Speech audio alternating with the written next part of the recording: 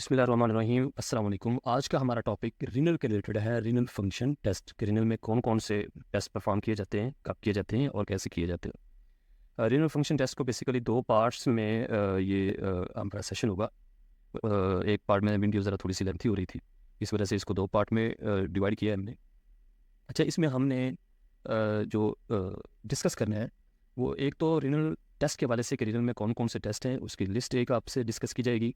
इसके अलावा किडनी के बारे में और इसके फंक्शन के बारे में भी डिस्कस किया जाएगा कि किडनी में कौन कौन से फंक्शन हैं और कैसे फंक्शन वो परफॉर्म कर।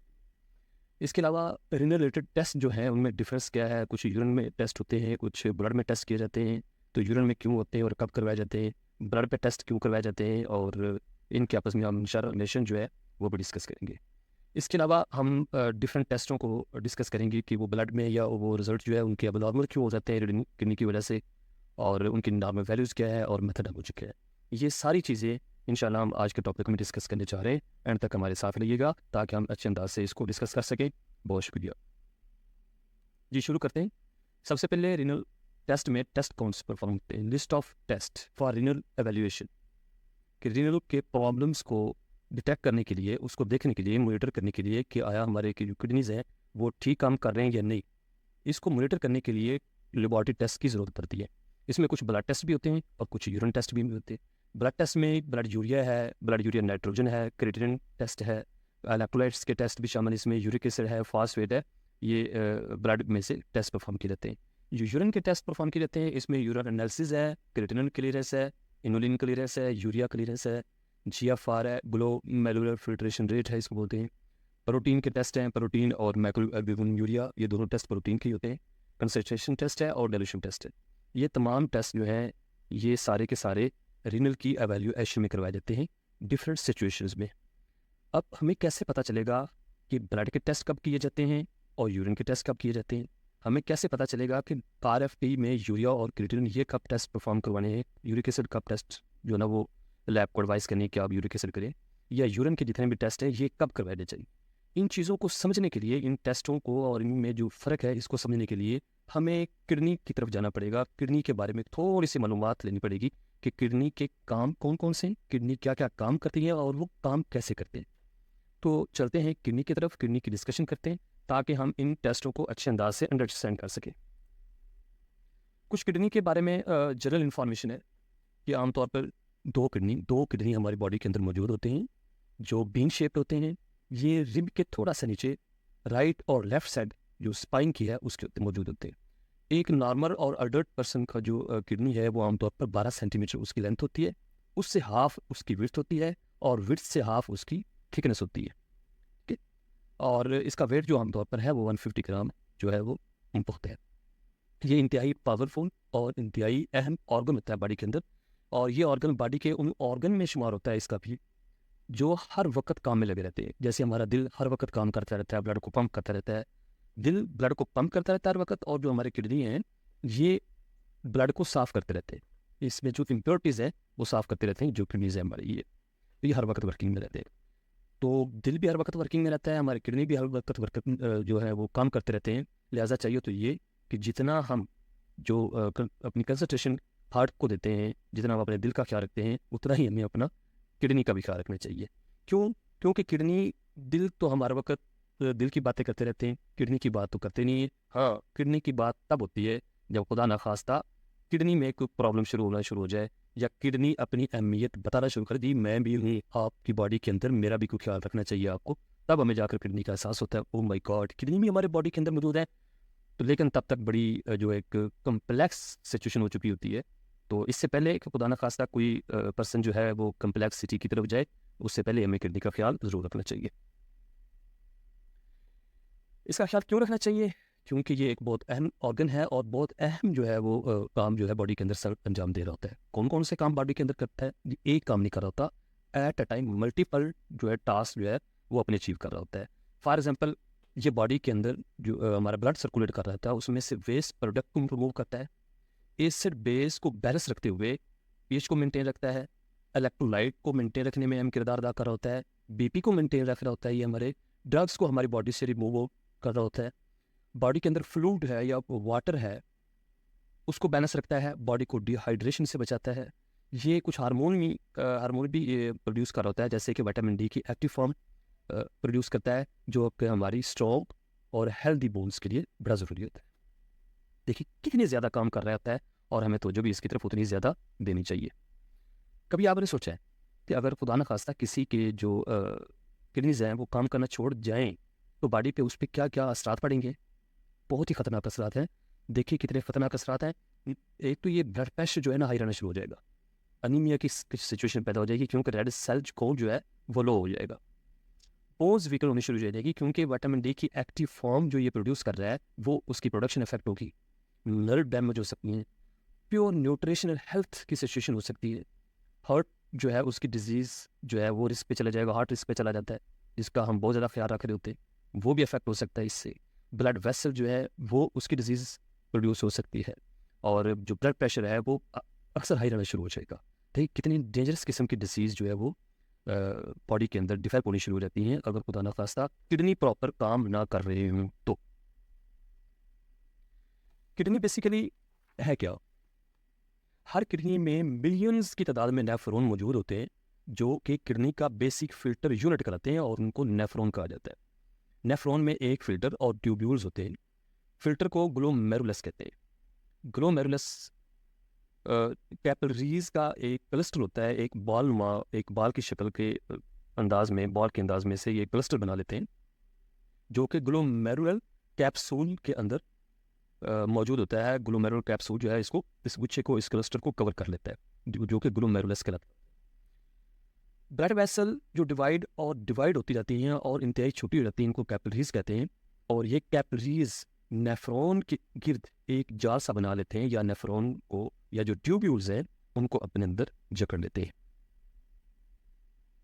ये नेफ्रॉन ये किडनी के अंदर मौजूद होते हैं मिलियंस की तादाद में, जैसे कि हम डिस्कस कर चुके हैं इसके बारे में।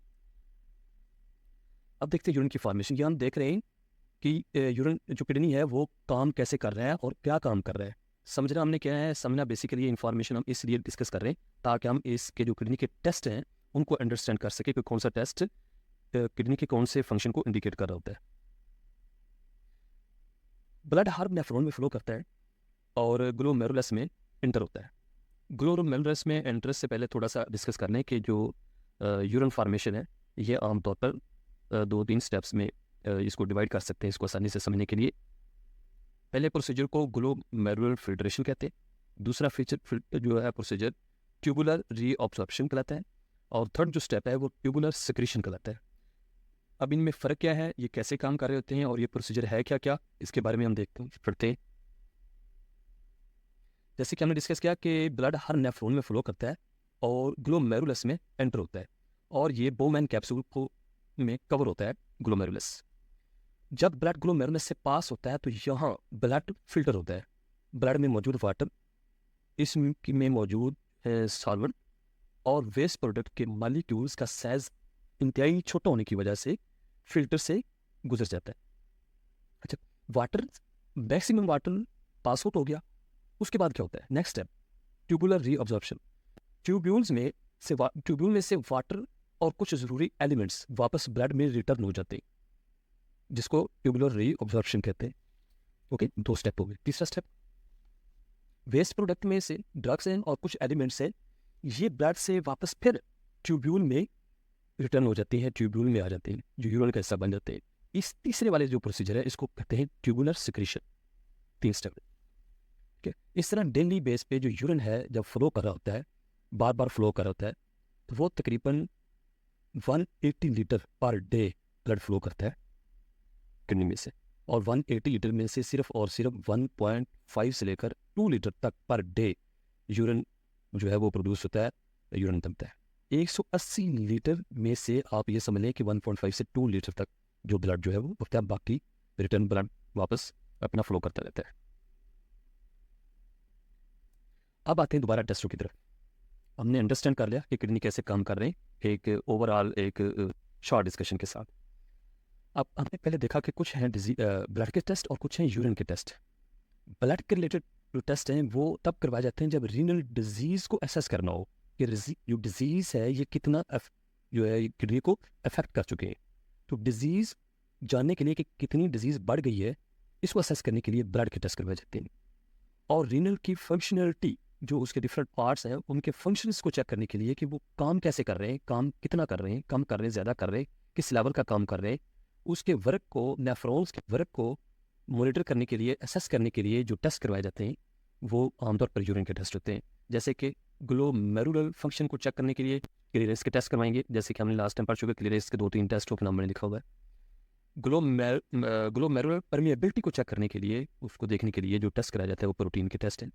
इस तरह ट्यूबुलर फंक्शन को चेक करने के, जिसमें ब्लड जो है, ब्लड वाटर वापस चलाता है ब्लड में और ब्लड से फिर वापस ट्यूब्यूल में आ जाता है। इस फंक्शन को चेक करने के लिए कंसंट्रेशन टेस्ट और डाइल्यूशन टेस्ट किए जाते हैं, और साथ साथ यूरिन एनालिसिस भी किया जाता है किडनी के देखने के लिए कि किडनी के अंदर कितनी इन्फेक्शन है।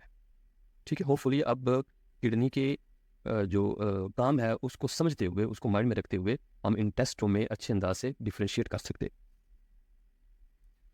अब हम टेस्टों को वन बाई वन देखते हैं, डिस्कस करते हैं कि कौन से टेस्ट है और ये है क्या चीज़। सबसे पहले यूरिया एस्टिमेशन टेस्ट देखते हैं। यूरिया हम देखेंगे, डिस्कस करेंगे यूरिया बनता कहाँ पे और रिमूव आउट, ये चूँकि एक वेस्ट प्रोडक्ट है तो इसका तो हमें आइडिया होगा कि वेस्ट प्रोडक्ट जो है वो यूरिन के रास्ते, किडनी के रास्ते, किडनी इसको फिल्टर करता है और उसके बाद ट्यूब्यूल में से गुजरते हुए ये यूरिन की शक्ल इख्तियार कर लेता है और पास आउट हो रहता है बॉडी से। तो यूरिया आता कहाँ से बॉडी के अंदर, ये हम देखते हैं। बेसिकली ये प्रोटीन का एंड पॉइंट है। प्रोटीन की कैटाबोलिज्म होती है तो अमाइनो एसिड में ये कन्वर्ट हो जाता है, अमाइनो एसिड अमोनिया में कन्वर्ट हो जाता है, कैटाबोलिज्म हो रही होती है। अमोनिया हमारे बॉडी के अंदर जो है ना, ये बढ़ जाए, एक्सेसिव हो जाए तो बॉडी के लिए टॉक्सिक बन जाता है। तो लीवर यहाँ पे अपना रोल अदा करता है। लीवर क्या करता है, इसको मजीद कन्वर्ट कर देता है यूरिया के अंदर। तो यूरिया चूँकि एक वेस्ट प्रोडक्ट है और हमने देख लिया कि ये हमारी बॉडी से यूरिन के रास्ते पास आउट हो जाता है। ये थी यूरिया के फॉर्मेशन की, यूरिया बॉडी के अंदर आता कहाँ से। अब हम देखें कि यूरिया बॉडी के अंदर ब्लड में इंक्रीज क्यों हो जाता है, शॉक हो जाए। इसमें तीन हैं पॉइंट्स। ये प्री रिनल भी हाई हो सकता है, रिनल भी हाई हो जाता है, और पोस्ट रिनल भी ब्लड के अंदर इसकी वैल्यू बढ़ जाती है। प्री रिनल में को डिस्कस करते हैं। प्री रिनल में शॉक में भी ये इंक्रीज कर जाता है, डिहाइड्रेशन हो जाए, डायरिया हो जाए, वोमिटिंग हो जाए, लो ब्लड प्रेशर रहता हो, इन तमाम प्रॉब्लम्स में, इन तमाम बीमारियों में, डिजीज़ में विदाउट एनी रिनल इन्फेक्शन ये यूरिया बॉडी ब्लड में इसकी लेवल वैल्यू इंक्रीज हो जाती है। रीनल में तो चूँकि ये हम इसको समझते हैं रीनल टेस्ट, तो यूरिनल इशू में तो ये ऑटोमेटिकली इसने बढ़ना ही है। जैसे कि इसमें एक्यूट रीनल फेलियर भी हो सकता है, क्रॉनिक रीनल डिजीज़ हो सकती है, या रीनल कार्सिनोमा, रीनल की डिजीज़ में यूरिया बढ़ जाता है। पोस्ट रीनल, रीनल के बाद भी रीनल भी ठीक है, पर रीनल के प्रॉब्लम्स भी नहीं है, रीनल भी हमारा ठीक है, फिर भी बढ़ सकता है। क्यों? यूरिनरी ट्रैक्ट में अब कोई किसी किस्म की ऑब्स्ट्रक्शन आ जाए या स्टोन आकर रास्ता रोक ले यूरिन का, तब भी यूरिया की वैल्यू बढ़ जाए। ठीक है, अगर यूरिया की वैल्यू ब्लड में बढ़ जाए तो इसकी एक स्पेसिफिक टर्मिनोलॉजी है जिसको यूरीमिया बोलते हैं। कोई भी आपके सामने रिपोर्ट हो तो यूरिया ब्लड के अंदर बढ़ा हुआ हो, इंक्रीज हो, हाई वैल्यू हो, तो आप इस कंडीशन को यूरीमिया कह सकते हैं। Blood urea nitrogen, blood urea nitrogen या BUN भी इसको बोलते हैं। बेसिकली ये amount of nitrogen present in urea देखी जाती है कि एक यूरिया यूनिट में कितने यूनिट नाइट्रोजन के प्रेजेंट हैं, मौजूद है। फॉर एग्जाम्पल देखिए, 2.5 मिलीग्राम पर decilitre blood urea nitrogen 1 milligram पर डेसीलीटर यूरिया में मौजूद होता है। इसको अगर मज़ीद इसको आसानी से अंडरस्टैंड करना चाहें, मज़ीद इसके लिए आसान, यूरिया को अगर 2.14 से डिवाइड कर दें तो ब्लड यूरिया नाइट्रोजन की एस्टिमेशन वैल्यू आ जाती है, और अगर ब्लड यूरिया नाइट्रोजन आपके पास हो तो उसको 2.14 से मल्टीप्लाई करते हैं तो यूरिया वैल्यू की, जो यूरिया लेवल है उसकी एस्टिमेशन आ जाती है। यूरिया की नॉर्मल वैल्यू 10 से 50 मिलीग्राम पर डेसीलीटर तक होती है। ब्लड यूरिया नाइट्रोजन की वैल्यू 8 से 22 मिलीग्राम पर डेसीलीटर तक बॉडी के अंदर, ब्लड के अंदर मौजूद होती है इसकी। यूरिया को बेसिकली आमतौर पे दो मैथडोलॉजी यूज़ की जाती है इसकी एस्टिमेशन के लिए। एक को बोलते हैं काइनेटिक, दूसरी को बोलते हैं एंड पॉइंट। काइनेटिक जो है वो ग्लूटामेट डिहाइड्रोजिनेज को यूज़ करते हुए काइनेटिक मेथड इम्प्लीमेंट होता है, इसका रिएक्शन होता है। ये आमतौर पर जो जितनी भी ऑटोमेटेड एनालाइजर है, ऐसे एनालाइजर जिसमें ऑटोमेटिकली सारा रिएक्शन हो रहा होता है, उसमें काइनेटिक प्रोसीजर यूज़ हो रहा होता है, काइनेटिक मेथडोलॉजी वहाँ पे इस्तेमाल हो जाती है। और सेमी ऑटोमेटेड जिसमें मैनुअल काम होता है, आमतौर पर उसमें एंड पॉइंट में हम ये मैनुअली जो टेस्ट किए जाते हैं उनमें ज़्यादा एक फेवरिज्म होती है या एक पसंदीदा टेस्ट समझा जाता है, इस मेथडोलॉजी को समझाता है यूरिया के एस्टिमेशन के लिए। एंड पॉइंट मेथडोलॉजी इसको ब्रेथलॉट्स मेथड भी बोलते हैं, और ये आमतौर पर सेमी ऑटोमेटेड एनालाइजर के लिए एक फेवरेट समझा जाता है इस मेथड को। नेक्स्ट है क्रिएटिनिन फॉर्मेशन। क्रिएटिनिन कहाँ से बनती है? ये बेसिकली मसल्स के अंदर क्रिएटिनिन की प्रोडक्शन होती है, क्रिप्टाइन की ब्रेक डाउन होती है मसल्स के अंदर, तो क्रिएटिनिन वजूद में आता है, क्रिएटिनिन की प्रोडक्शन हो जाती है। और क्रिएटिनिन एक वेस्ट प्रोडक्ट है जो किडनी के ज़रिए फिल्टर होकर यूरिन के रास्ते खारिज हो जाता है। इसके भी दो मेथड हैं, जेफिस मेथड और इंजाइमेटिक मेथड। ये दोनों कॉमन हैं और मैनुअल भी यूज़ हो होते हैं, और ज़्यादातर मैनुअल जो है वो जेफिस मेथड होता है। इसकी नॉर्मल वैल्यू मेल में अलग है और फीमेल में अलग। मेल में 0.73 से 1.18 मिलीग्राम पर डेसीलीटर होती है, और फीमेल में 0.5 से लेकर 1.0 मिलीग्राम पर डेसीलीटर होती है। ये एक थोड़ी सी जो फ़र्क है नॉर्मल वैल्यूज़ में मेल और फीमेल में, ये उसके मसल्स में डिफरेंस की वजह से होता है। मेल और फीमेल के मसल जो है इनमें डिफरेंस की वजह से हल्का सा फ़र्क इनकी नॉर्मल वैल्यूज़ में भी आता है, क्योंकि ये क्रिएटिनिन मसल में प्रोड्यूस हो रहा होता है। हाई कब होते हैं? क्रिएटिनिन हाई क्यों होता है बॉडी के अंदर? एक रिनल की वजह से और अदर देन रिनल भी। रिनल में acute renal failure, chronic renal failure में भी हो सकता है। पॉलीनेफ्राइटिस या किडनी इन्फेक्शन हो, उसमें उसमें जो क्रिएटिनिन की वैल्यू बढ़ जाती है। रिनल कार्सिनोमा में भी क्रिएटिनिन की वैल्यू बढ़ जाती है। और अदर देन रिनल जो है, रिनल की किडनी की डिसफंक्शन हो, प्रॉपर काम ना कर रहे हो है, तो वैसे ये भी रिनल में डूइंग अनथक, तो जिससे इंतहाई ज़्यादा एक्सरसाइज जो ना वो की जाए और बहुत ज़्यादा की जाए, उसमें भी क्रिएटिनिन की वैल्यू जो है वो ब्लड के अंदर बढ़ जाती है। प्रोटीन और मीट की बहुत ज़्यादा कंजप्शन हो रही हो, वहाँ पे भी क्रिएटिनिन की वैल्यू ज़्यादा हो जाती है। कुछ फूड्स और सप्लीमेंट्स ऐसे होते हैं जो बॉडी के अंदर क्रिएटिनिन की वैल्यू को बढ़ा देते हैं। कुछ ड्रग्स होती हैं जो वो भी अफेक्ट कर रही होती हैं, और कुछ स्पेसिफिक मेडिसिन भी होती हैं वो भी अफेक्ट करती हैं, क्रिएटिनिन की वैल्यू को बढ़ा देती हैं। और कंटिन्यूसली अल्कोहलिज्म जो है वो भी क्रिएटिनिन की वैल्यू को बॉडी के अंदर बढ़ाने का सबब बन जाता है। नेक्स्ट है uric acid. Uric acid basically purines का जो है वो इसकी ब्रेकडाउन के बाद डिवेल्प होता है। प्यूराइंस बॉडी के अंदर भी होता है, और ये कुछ फूड और ड्रिंक्स से भी इनटेक किया जाता है। अगर ये फूड्स और ड्रिंक्स ज़्यादा क्वांटिटी में एक्सेसिव दिए जाएँ तो फिर भी यूरिक एसिड की वैल्यू जो है वो बॉडी के अंदर बढ़ जाएगी। और ये यूरिक एसिड जो है ये ब्लड के अंदर डिसॉल्व होता है, और वेस्ट प्रोडक्ट होने की वजह से किडनी के रास्ते से फिल्टर होकर यूरिन में से पास आउट यूरिन के रास्ते से ब्लड से पास आउट होता है। इसकी मेथोडोलॉजी यूरिकेज मेथोडोलॉजी कहलाती है, एक ही उसकी है। नॉर्मल वैल्यूज़ जो है मेल में 3.5 से 7.2 मिलीग्राम पर डेसीलीटर होती है, जबकि फीमेल में 2.6 से 6.0 मिलीग्राम पर decilitre. High level of uric acid, अगर बॉडी के अंदर यूरिक एसिड वैल्यू बढ़ जाए तो उसको बोलते हैं हाइपर यूरिसीमिया। ये हाइपर यूरिसीमिया किन सूरतों में होता है? ये रिनल डिसफंक्शन की सूरत में भी यूरिक एसिड की वैल्यू बढ़ जाती है। Joint pain, leukaemia, diabetes, polycythemia, इन तमाम कंडीशंस में, सिचुएशंस में यूरिक एसिड की वैल्यू हमारी बॉडी में बढ़ने के बहुत ज़्यादा चांस होते हैं, बल्कि बढ़ जाते हैं। बहुत शुक्रिया आपका। अगर आप इस सेशन के रिलेटेड आपके माइंड में किसी भी तरह का कोई क्वेश्चन हो और कोई सजेशन हो, बिला झिझक आप कमेंट्स में उसको डालें, और हम आपके हर ज़रूरी और अहम सवाल का जवाब यहाँ पे इस प्लेटफॉर्म पे ज़रूर डिस्कस करेंगे। बहुत शुक्रिया, अपना ख्याल रखिएगा, अपने दिल और अपने गुर्दे का ज़रूर ख्याल रखें। बहुत शुक्रिया, अल्लाह हाफिज़।